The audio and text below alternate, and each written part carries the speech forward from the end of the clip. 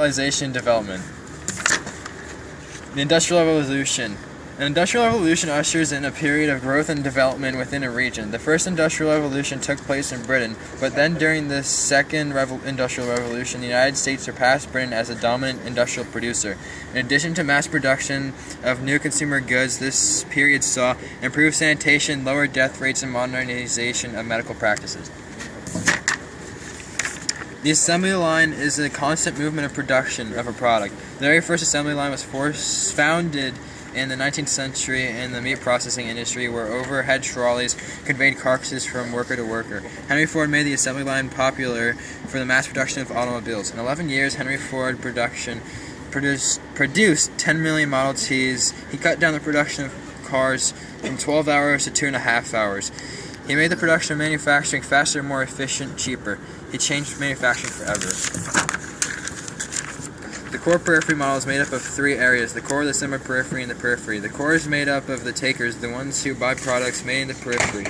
The core is the first world countries such as USA, Canada, Europe, and Australia. The core is characterized by higher levels of education, salaries, technology, access to adequate water and shelter, and healthcare. The semi-periphery is where the core and the periphery both occur. The semi-periphery is made up of Mexico, Brazil, Argentina, South Africa, China, and India. The periphery is made up of third world countries such as Western South America, Russia, the Middle East, and Africa. The periphery has lower levels of education, lower salaries, and less technology. Heartland-Rimland theory. The theory was developed by British geographer Mackinder.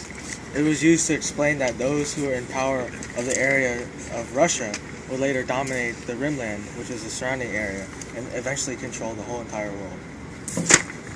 Agglomeration. Agglomeration is when businesses with similar economic interests come together for a common economic goal, such as when a company such as AT&T and a company that sells phones such as Apple come together in the mall. World cities are prime economic hubs. They serve as places where trade and economic activities flourish. World cities located near the ocean serve as ports for ships and other goods. The Golden Gate Bridge is a prime example of infrastructure. It links two parts of the San Francisco Bay and is an iconic symbol. Manufacturing exports. These are products that are produced and shipped to another country. This is common practice because production is often cheaper in other countries. What happens in the result of cheaper production in other countries? Countries import products rather than producing it themselves. Outsourcing. This diagram here shows the U.S. shipping jobs to India. Call centers are jobs that are often moved from American businesses to Indian businesses because it's much cheaper to do so in India.